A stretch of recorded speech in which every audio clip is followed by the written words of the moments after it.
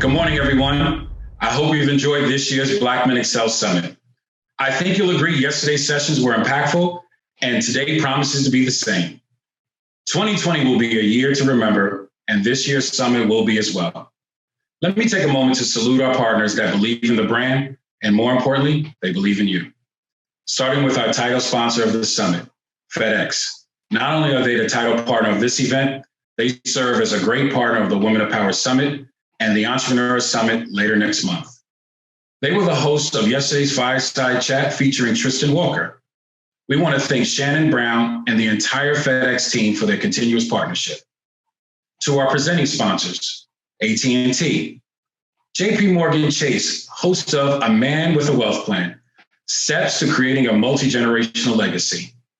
To our returning corporate partners, Accenture, Consumers Energy, Dell Technologies, KPMG, PayPal, and Walmart. And to our new corporate partner, Liberty Mutual, host of All Pro Dad, Excelling as a Father. Once again, thank you to all of our sponsors for helping us make this event happen. Now, let's get with the program. It's an honor and a privilege to introduce for our XCEL Talk, actor, author, Dondré Whitfield. Enjoy the rest of the summit.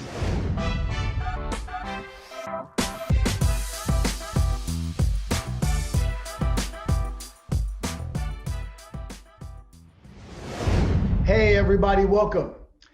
Welcome to Black Men XCEL 2020. My name is Dondré Whitfield, and I'm here to talk to you about fatherhood. Yes, fatherhood. I wrote a book called Male versus Man, and this book, which was released a few months ago, I talk about in this book the importance of being a man as opposed to simply being a male. Many of you may be saying, well, what is the difference? Well, gigantic difference. And I'm going to be getting into that in a few minutes. But the reason why I bring the book up is because in the guise of us being the kinds of fathers that we were destined to become when we were created, we have to be the men that we were intentioned to be when we were created. Many of us have suffered through not having relationships with our own fathers. And so subsequently, no one ever really taught us how to be fathers ourselves. Let me tell you a little story about me and my father. My father was in and out of jail my entire life, most of my adolescence, most of the formative years of my life. Subsequently, I went without the messaging of manhood because my father wasn't in my life. Now, I know many of you are probably saying, well, what about your mom? My mom taught me how to be a great human being. She taught me how to be caring. She taught me how to be conscientious. She taught me how to be empathetic. She taught me how to care for myself. But my mother, like many other moms, couldn't teach me how to be something she was not. My mother couldn't teach me how to be a man. That wasn't a judgment against my mother. It was an assessment. That's not my mother's job. Her job was to care for me as her child and to give me the messaging that I would need in order for me to become the kind of citizen that I needed to become, in order for me to be the responsible human being that I needed to become. But in order to be a man, I needed to be able to walk with a man. If I wanted to become a chef, simply because my mother taught me how to cook, that wouldn't make me a chef. If I want to become a chef, I have to get under the tutelage of a chef. Males, when they want to become a man, have to get under the tutelage of a man. And my father, not being my teacher, not being my coach, left me in a great space of deficit. Often I would hit my head up against life's brick wall because I didn't have that kind of messaging. At the age of 26, while I was at the time working on a show called All My Children. I found my father who had just gotten out of prison. He was living in Brooklyn. And I picked him up in my fancy car. And I proceeded to tell him about all of the ways that I was hurt in his absence. All the ways that I had experienced this great damage because he had abandoned me. At the end of that conversation, I told my father that if I ever saw him again, that I would do him bodily harm. And I kicked him out of my car and I didn't speak to him for 20 years. At 46 years old, 26 years later, after having a conversation with my daughter, who at that time was 11, she asked me a simple question. She said, "Dad, do you know where your father is?" And it was at that point that I realized my disconnect from my father was not just hurting me, but it was hurting my daughter. And all the ways that I teach my children to forgive people and to give people grace, in this one area, what I was basically saying was, yes, forgive people and give people grace, except one person who you deem unworthy. And I realized I had to reconcile with my father, but that was going to be tricky. So I began thinking about it, reflecting on all the things that I needed to think about in order to get me to that space. And what I finally realized was this: my father couldn't father me because he himself was unfathered. I can't tell you how much that did for me in seeing my father, not as the 70-year-old version of himself, not as the man that I thought had made a specific decision to abandon me. But instead of seeing him as the 70-year-old version of himself, I began to see him as the 7-year-old version of himself that, like me, didn't get from his father what he needed. And subsequently, because my father didn't get what he needed, he couldn't give me what I needed. That's what happens when we as fathers don't get everything that we need, don't get the messaging that we need. Subsequently, we're unable to give our children what they need, the nutrients that they need in order for them to become the citizens that they ultimately should. A gigantic moment in my life that healed up so much. I never realized how much anger I was harboring for my father until I began to heal it. Anger is not just anger. It starts as profound hurt, and anger shows up like a bodyguard to make sure that we never have to feel hurt again. So whenever you experience someone or you experience yourself being angry, I want you to realize that you are just supremely hurt. You need to identify what that hurt is, and when you heal that hurt, you will begin to heal yourself. As I began to heal myself, I began to heal the father that I was supposed to be for my children. Let's examine the word fatherhood for a second. Let's look at the suffix hood. If we look up the word hood, the definition of that will point to the fact that that particular piece will be covering something. If it's a hood of your car, that hinged piece covers your engine. If it's in your kitchen, it's a metal or wooden piece that covers your stove. If it's attached to a sweatshirt, that piece will cover your head. So the word hood, which is attached to father in order to make fatherhood, means that people need to feel the covering of a father. Our children need to feel the covering of us as fathers. Well, let's talk about how important that is. We can often see how easy it is to stress the fact that we need to be fathers to our sons because we are males and we are men. So it's easy for us to be able to draw that distinctive line. But often we overlook the importance of our role in the lives of our daughters.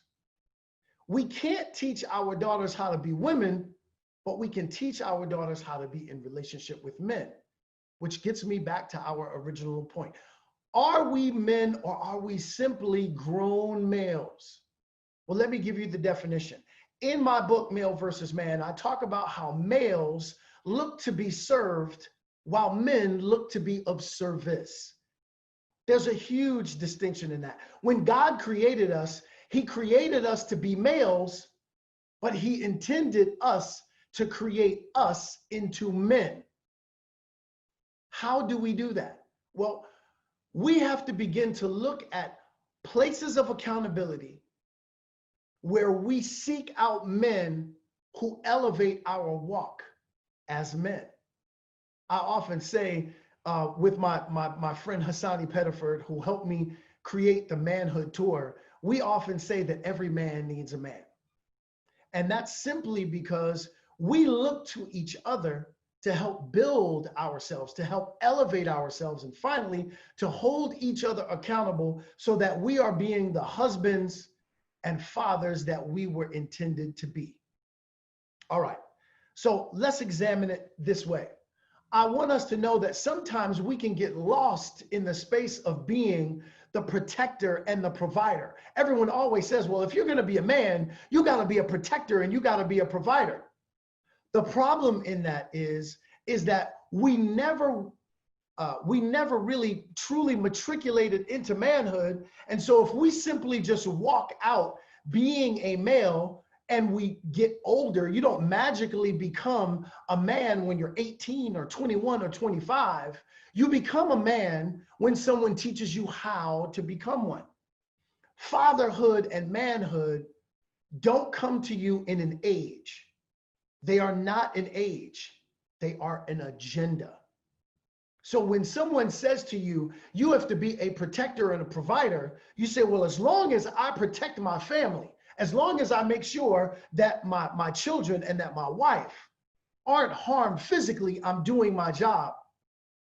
When often we can become the mental, emotional, and spiritual assailants to our family because we don't provide them what they truly need. When we say provider, we often think that financially, my finances will become the father that my children need to have in their life because I give them the things that they need financially, when really what we need to provide them is the emotional, mental, and spiritual protection that they need, the stability that they need, the restoration that they need. Those are the things that we really need to provide our family, but often go unchecked because no one ever gave us what the checklist was. All right. So when I talked about being a man versus being a male, and that males look to be served and that men look to be of service, what I want you to know is that the distinction between those two is looked at through this lens. Anyone can be a male. Having a penis and a pulse is the only two requirements you need in order for you to be a male. But in order to be a man, you have to have purpose and precision. Your purpose as a man is to serve the women and children in your life. Not just your woman, not just your children, but all women, all children. That is the purpose behind every man's creation. To be a man, you have to have purpose and precision.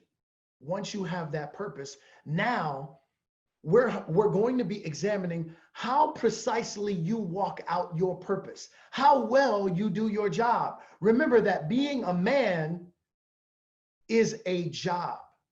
Being a male is simply just a gender. I told you when God created you, he created you to be a male. That's your gender. But you have to create you in being a man, which turns out to be your job. Big distinction between those two. I am the leader of my house. And I would say that if my wife was sitting right next to me.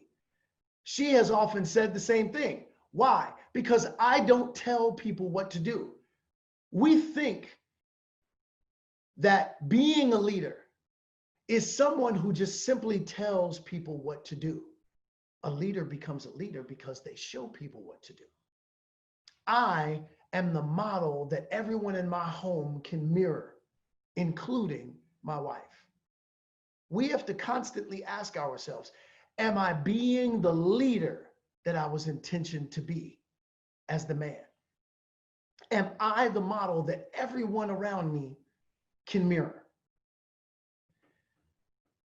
I want us to also examine that in being a leader, we have to be firefighters. Every man was supposed to be the firefighter of not just his house, but his community. What does a firefighter do? Firefighters put out fires. Fire starters create fires. Well, if a firefighter is a man, what is a fire starter? That would be a male. So every single day I have to think about, before I come into my home, I have to ask myself a simple question. Am I on fire about something? Because if I'm on fire about something, I have to fix that before I come into my home. Because if I'm on fire, everyone that I touch will be on fire. And that will make me a fire starter, and I'm being more a male than I am being a man. So every single day, I am intentional about being a fireman and not a fire starter. A firefighter, not a fire starter. Why are all of these relevant? All these things relevant? Why is being a fire starter relevant? Why is being a leader relevant? We have to lead our children. As fathers, we are the models that they mirror. With our sons look at us every single day. And they see what they are ultimately going to become. Again, are we being the model that we want our sons to mirror?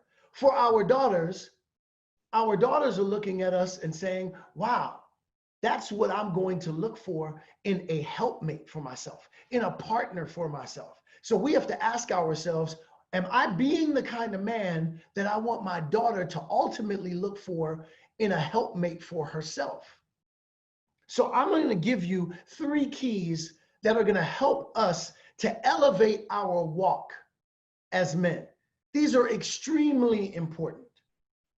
1, in my book, Male versus Man, in chapter 3, I talk about being calm in the midst of chaos. Every man has to be calm in the spaces that he walks in, not just in his home, but in his community, in his business. People only follow, or generally speaking, follow those who are calm, because they recognize that in this person, they seem to know something that we don't. Knowledge about something puts us in a space where we can remain calm when other people are in the midst of chaos. So if we are calm, those around us will have a propensity to follow us simply by virtue of the fact that we remain calm. So every man has to realize that every single day, his responsibility is to be calm in the midst of all of the chaos. Chaos, the chief activator for chaos is pain. So when people are in pain, it creates a huge level, an inferno, in fact, of chaos. And in the midst of that chaos, we have to constantly remind ourselves, hey, my job as a leader, my job as a firefighter, my job as a man, my job as a father is to be calm. 2, be first. I talked about how I am the leader of my house, not because I tell people what to do, but because I show people what to do. And I do that first. look at it through this lens. And this analogy I love because you can instantly see where I'm going. If you were invited to a pool party, how many times have you been invited to a pool party? You go to this party and no one's in the pool. It's a pool party and no one is in the pool until one person decides to dare to be the one who got in first. And that person who gets in the pool first gives everyone else the permission to follow. So generally speaking, pool parties don't really turn into a pool party until one person dares enough to get into the water, to be first. And that gives everyone else permission to get in behind them. That's what we have to be as fathers. That's what we have to be as men, to be first, to get in first. I don't ever tell my wife what to do. Whenever I'm trying to get my wife to follow me, I do what it is that I want her to do, and I do that first. And I do it to the degree that it's so good, it becomes so attractive to her that she will follow me. And my kids as well. Be first. Be the model that you want everyone to mirror. Third, self-examination. As a father, I look at myself as a coach. Every single day, I'm having a conversation with my son, who's 11 years old. And I know that the messaging that I give him every day quickly matriculates him further and further along the path of manhood. Every single day, I'm having a conversation with my daughter, who's 16 years old, about who she can become as a human being. And that the messaging that I give her gives her the indication of what kind of man she will ultimately choose in a partner for herself. I am the coach of my house. We as men need coaches. No one ever tells us that as males, we need coaching in order to come into manhood. Too many of us say, well, I don't need anybody to coach me to become a man because I'll become a man when I'm 18. Or I'll become a man when I'm 21 or when I'm 25 or when I make my first $1 million. That's when I'll become a man. I'll become a man when I walk out of my parents' home. I'll become a man when I get my own place to live. And really, we can simply become males who have grown into a body and we're wearing the uniform of a man. We've got facial hair, the accoutrements of accomplishment, right? We've got pecs. But really, we're stuck in the mental and emotional capacity of a boy. We need coaching to become men. Let me prove it to you. Many of us watch the game of basketball. And many of us have the same favorite players. You know, the Michael Jordans, the LeBron Jameses of the world, the Kobe Bryants, the Kevin Durants, and the like. If I asked you what all of them had in common, many of you would say, well, you know, they're ferocious. They're fighters. You know, they don't quit. You know, they've got talent. All of these things, which are true. But the one thing that many of us miss is the fact that they all had coaching. From the time that they were in AAU to high school to college and the pros, they all had coaching. And watch this. The bigger your platform gets, the further along you travel, you don't get less coaching. You get more coaching. Why? Because more is at stake. So as we get further and further along our pathway of manhood and fatherhood, we don't need less coaching, we need more coaching. LeBron James spends $1.5 million just getting coaching on his body. He hasn't even gotten to the basketball part yet, but spends $1.5 million just in developing his body. Why? Because his body is his tool. He's got a trainer, which is his physical coaching. He's got a shooting coach. He's got a defensive coach. He's got a nutritionist, which is his food coach. All of these things go into making a great basketball player. So if we know we need great coaching to become a great basketball player, why is it that we think that we don't need great coaching in order to become a great man or in order to become a great father? We need great coaching.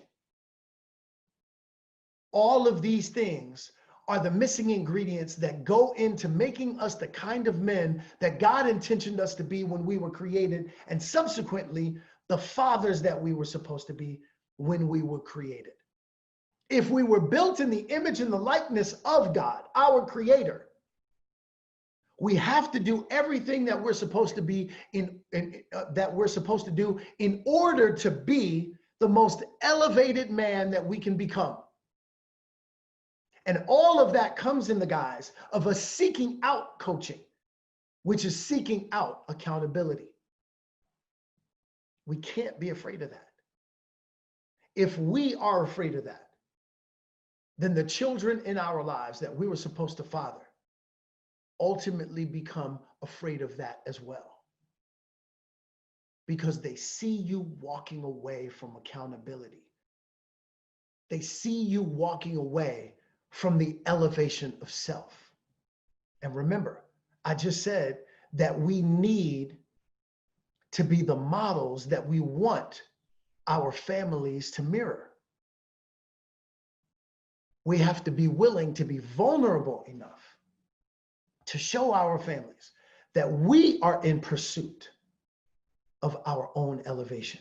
When I said the self-examination, I'm talking about the fact that every single night I examine myself in the privacy of my own space in the home when my wife is down, my children are down, and I sit and I go over the tape of my day and examine my performance, because that's what a great basketball player would do. When great basketball players don't show up the way they want to in a game, they don't just simply come into the next game and do what they did that lost them the game prior. They go over footage and they examine their performance in order to pick out the moments when they didn't show up the way they wanted to show up, and begin to tweak those things, examine those things, and say, okay, I'm going to show up differently for the next game. As men, as fathers, that's what we have to do. We have to examine how we perform. What was my performance like today? The first thing that I do is I affirm myself. The greatest gift that you can give anyone, including yourself, is the gift of affirmation. So the first thing I do is say, wow, you know what, King? You did that well today. Do that again tomorrow. Do that again tomorrow. That was awesome. That was phenomenal. I have to gift myself the gift of affirmation. And then what I do is I begin the heavy lifting of examining how I didn't show up the way I wanted to, and begin to correct that behavior. Why? Because I don't want to show up in that same way tomorrow. So the version of Dondre that you speak to today is not the version that you're going to speak to tomorrow. Self-examination is so important. Now watch this. We talked about accountability, and I talked about the kind of accountability that we get from our brothers. One of the greatest, or two of the greatest accountability partners that I have in my life are my children. Every single month, I sit my kids down and I ask them, how can I be a better father to you? Now, you better get ready, because children don't have filters. They haven't yet acquired the muscle that it takes in order to shield someone of the truth that may sometimes hurt them if they're not listening with the right ears. So what I want you to do is to ready yourself up and to manage your expectations in knowing that your child does not have that kind of filter yet, and they're probably going to give it to you in a way that could hurt your feelings, but your job is to extract the messaging in their message that will increase you as a man and increase you as a father. This is one of the greatest forms of accountability we will ever have as men and as fathers. Our children. Because they're watching our every move and they're internalizing our every action toward them, our every reaction toward them, our every word toward them. If we dare enough, if we're brave enough to include our children as accountability partners and having that monthly conversation with them, it will increase us. What I want to focus on in closing is that our assignment, again, is to be the fathers that we were intentioned to become, because we were created by a very specific father. But the only way we come into that level of fatherhood is for us to come into a level of manhood that we need. We need to seek out all of those spaces that increase us as men. So subsequently, we will be increased as fathers. We owe that to our homes. We owe that to our community. We owe that to our country. Our country lacks leadership. And we have to become the kinds of fathers that not only father our biological children, but our surrogate children as well. Every child that doesn't have a father in their home, you have the ability to father them, to give them what they have as a deficit, which is a loving man that will speak life into their existence. That is the call on your life. That is the assignment on your life. That is the purpose of your life as a man, as a father. Let's get to it. I love every single one of you. Until the next time, my name is Dondré Whitfield. Peace. The XCEL Showcase is now open. Our sponsors have a lot to offer, so be sure to stop by to make direct connections with sponsors via video and live chats.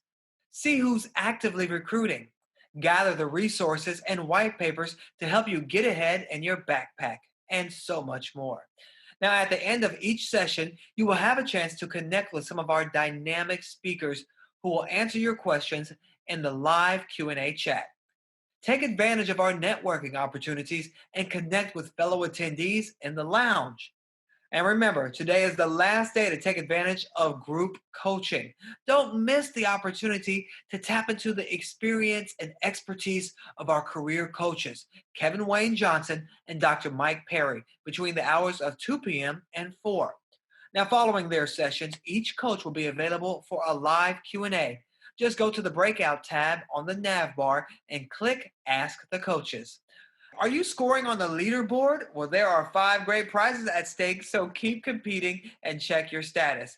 And at the end of the day, let's celebrate the best of who we are. Join us for great music and networking with celebrity DJ, DJ Nasty.